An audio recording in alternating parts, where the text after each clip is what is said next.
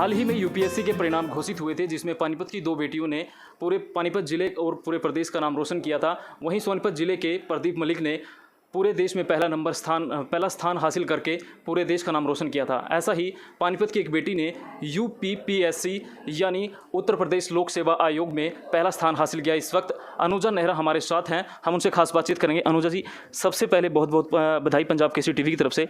कैसे आपने ये कामयाबी हासिल की? पूरे जैसे यूपी में आपने पहला स्थान हासिल किया है, तो कैसा आपको लग रहा है? गुड इवनिंग, मेरा नाम अनुज नेहरा है और मेरी यूपी पीसीएस 2018 में रैंक 1 आई है। मुझे बहुत खुशी है। मुझे उम्मीद थी कि एक अच्छा मुझे रैंक मिलेगा, but rank 1 beyond my expectations है। ऑब्वियसली बहुत खुशी होती है जब आपकी इतने टाइम की मेहनत सफल होती है। यूपी पीसीएस में मेरा ये पहला अटैम्प्ट था। यूपीएससी मैं इससे पहले प्रिपेयर कर रही थी। ज़्यादातर देखने को मिला है कि लोग यूपीएससी की तरफ जाते हैं। आप उत्तर प्रदेश लोक सेवा आयोग में आपने एग्ज़ाम दिया, तो इसके लिए कुछ विशेष था आपके दिमाग में? मैंने यूपीएससी से ही स्टार्ट किया था ग्रेजुएशन के बाद, बट उसमें मैं दिया था, कभी प्री हो रहा था तो कभी मेंस नहीं हो रहा था। जब टाइम गैप बढ़ रहा था तो मुझे लगा कि स्टेट पीसीएस भी देना चाहिए, तब मैंने यूपी पीसीएस देने का सोचा था 2018 में। तो ऑलमोस्ट सिमिलर सिलेबस था सब कुछ। 2018 में यूपी का पूरा पैटर्न चेंज हुआ था, जिसमें वो almost on the lines of UPSC syllabus है, तो ज़्यादा डिफरेंस नहीं था, इसलिए मुझे स्विच करने में कुछ एज सच प्रॉब्लम नहीं हुई। उत्तर प्रदेश में हरियाणा की बेटियों का डंका बज रहा है, तो जाहिर सी बात है अच्छा आपको लग रहा होगा, लेकिन कितनी आपको तैयारी इसकी करनी पड़ी? प्रिपरेशन तो शुरू से ही चल रही थी। जब से ग्रेजुएशन की उसके बाद से ही मैंने प्रिपेयर करना शुरू कर दिया था, तो सब चीज़ों को मैनेज करके चलना। बाकी स्पेसिफिकली इसके लिए बस यूपी का पढ़ना था एक्स्ट्रा, और एक हिंदी। मैं इंग्लिश मीडियम से थी तो मुझे हिंदी में थोड़ा ज़्यादा डर था, तो हिंदी का पेपर प्रिपेयर करना और यूपी का पढ़ना, तो टाइम ड्यूरेशन थोड़ा ज़्यादा रखा, बाकी इतना डिफ़िकल्ट नहीं था। एजुकेशन कहाँ से आपकी रही है और उसमें आप किस तरह की स्टूडेंट थी? एवरेज थी या मतलब बहुत इंटेलिजेंट थी स्टार्टिंग से ही? मैंने स्कूलिंग मेरी केंद्रीय विद्यालय NFL पानीपत से ही हुई है, और मेरी मतलब इतना ज़्यादा मैं टॉपर नहीं थी, बट मेरे 12th में 89% मार्क्स थे, जिसकी वजह से मेरा दिल्ली यूनिवर्सिटी हंसराज कॉलेज में एडमिशन हो गया था। वहाँ से मैंने केमिस्ट्री ऑनर्स में अपनी ग्रेजुएशन कंप्लीट की। उसमें भी मेरा अच्छा स्कोर था, 86.9% मेरी एग्रीगेट थी। तो उसके बाद मैंने फिर यूपीएससी में स्विच कर दिया था। तो मैं टॉपर नहीं बोल सकती, बट अबव एवरेज थोड़ा था। अगर और लोग इसमें जाना चाहते हैं तो उनके लिए क्या मैसेज आप देना चाहेंगे कि किस तरह से उनको तैयारी करनी चाहिए? अगर किसी का 10th से पहले ही है, या किसी का चाइल्डहुड ड्रीम है, क्योंकि मेरा चाइल्डहुड ड्रीम नहीं था, ग्रेजुएशन के बाद तक भी मुझे श्योर नहीं था कि मुझे इसी फील्ड में जाना है। अगर किसी का चाइल्डहुड ड्रीम है तो उसको 10th से ही अपने सब्जेक्ट्स को देखना चाहिए। लिबरल आर्ट्स का थोड़ा ज़्यादा इंक्लिनेशन रहता है पीसीएस में, तो थोड़ा उन सब्जेक्ट्स को में उनको ग्रेजुएशन अपने 11th और 12th करें तो उनका फाउंडेशन थोड़ा स्ट्रांग हो जाता है और टाइम गैप रिड्यूस हो जाता है। मुझे लगता है सबसे ज़्यादा जो फैक्टर है एक रिस्पॉन्सिबल इतना टाइम लगने के, वो एक सब्जेक्ट की मास्टरी थी। मैंने साइंस से ग्रेजुएशन की और मुझे सारे लिबरल आर्ट्स के सब्जेक्ट्स पढ़ने थे, जिसकी वजह से थोड़ा टाइम लगा। आगे किस तरह का टारगेट है? इसी में जाना है या आगे कुछ और तैयारी करनी है? अब इतनी अच्छी रैंक आई है तो ऑफ कोर्स मैं ज्वाइन तो इसको ज़रूर करूँगी, बहुत बड़ी अचीवमेंट है। और इसके बाद मेरे यूपीएससी भी मैं दूँगी, उसके लिए प्रिपरेशन अभी करूँगी मैं।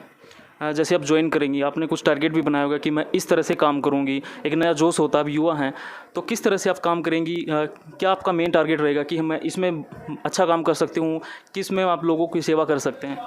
मुझे लगता है जो सबसे बड़ी प्रॉब्लम अपने सिस्टम में है, वो जो एडमिनिस्ट्रेटिव इनएफिशिएंसी जिस वजह से होती है, उसमें कम्युनिकेशन गैप की वजह से होती है।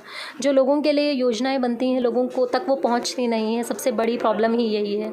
हम जो चीज़ें किताबों में पढ़ते हैं वो हम तक सीमित हैं, बट जिन लोगों के लिए वो योजनाएं बनाई जाती हैं वहाँ तक नहीं पहुँच रही हैं। तो सबसे बड़ा मेरा जो टास्क होगा वो कम्युनिटी इन्वॉल्वमेंट, उनकी पार्टिसिपेशन को इंश्योर करने का होगा, ताकि ग्राउंड पार्टिसिपेशन बढ़े, लोकल लेवल का पार्टिसिपेशन बढ़े, जिससे लोगों को कॉन्फिडेंस आए। एक ट्रस्ट डेफिसिट बहुत ज़्यादा है, तो ट्रस्ट बिल्डिंग का मैं काम करूँगी। आप एक महिला हैं, हालांकि एजुकेशन में देखें तो लड़कियां काफ़ी आगे निकल गई हैं, वो कहीं ना कहीं टॉप कर ही जाती है, एजुकेशन में देखने को मिल रहा है। और आज हर फील्ड में वो आगे हैं, खेल में या देख लो या किसी भी जॉब में देख लो।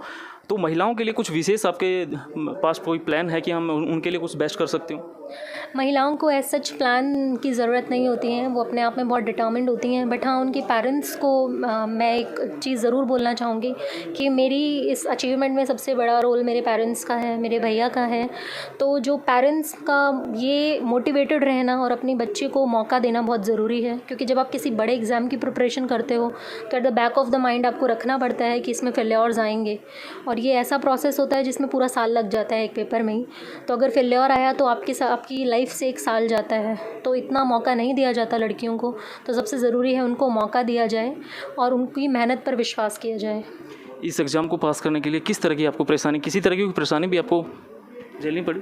परेशानी मुझे आउटसाइडर कुछ फैक्टर नहीं था जिसकी वजह से मुझे प्रॉब्लम हो। सोशल मीडिया से मेरा कुछ लिंक नहीं है। बट हाँ, इंटरनल सोर्सेज होते हैं। फैमिली बहुत सपोर्टिव रही है टाइम में, और कितना टाइम लग रहा है आपको कितने घंटे पढ़ना है, क्या चाहिए, सारी फैसिलिटीज़ उन्होंने मुझे अवेलेबल कराई।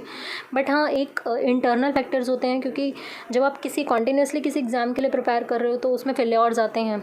उन फेल्योर्स को एक्सेप्ट करना बहुत ज़रूरी है। बहुत लोग होते हैं जो मेरे साथ जुड़े थे, बट आज शायद नहीं है, क्योंकि उनसे ये था कि इसमें नहीं हुआ तो आगे ज़िंदगी ख़त्म हो गई। ऐसा नहीं होता है। आप ईमानदारी से मेहनत करो, टाइम लगता है, बट आपकी कंसिस्टेंसी से आपको सक्सेस ज़रूर मिलती है। मोटिवेटर किसे मानती हैं परिवार में, या मतलब किसको इसका श्रेय देना चाहेंगी कि इसके पीछे उनका बहुत बड़ा हाथ रहा है? मेरी पूरी फैमिली ने बहुत सपोर्ट किया है। मेरी मम्मी ने मुझे इमोशनल सपोर्ट दिया है। जब मैं रोती थी तो सबसे पहले उन्हीं के पास जाती हूँ।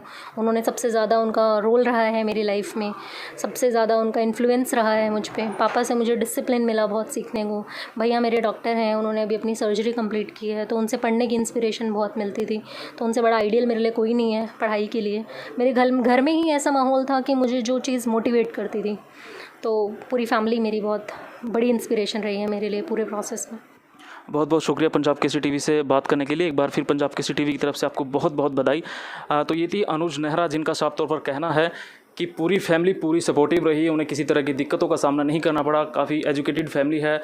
इनके जो बड़े भाई हैं वो एक डॉक्टर हैं। परिवार का पूरा सहयोग मिला, मम्मी पापा सब ने पूरा सहयोग दिया। किसी तरह की कोई परेशानी इनको सामने फेस नहीं करनी पड़ी। हालांकि इन्होंने ये भी बताया कि सोशल मीडिया, जो आज के जो युवा हैं वो सोशल मीडिया से बहुत कनेक्ट रहते हैं। इन्होंने साफ तौर पर कहा कि मेरा उनसे कोई कनेक्शन नहीं रहा इस दौरान। जैसे उन्होंने इस एग्ज़ाम को क्लियर किया, और बिल्कुल जाहिर तौर पर उन्होंने हरियाणा ही नहीं, उत्तर प्रदेश में भी हरियाणा का डंका बजाया है और पहला स्थान हासिल करके पूरे प्रदेश और देश का नाम रोशन किया है। सहयोगी जितेंद्र के साथ मैं सचिन शर्मा, पंजाब केसरी टीवी, पानीपत।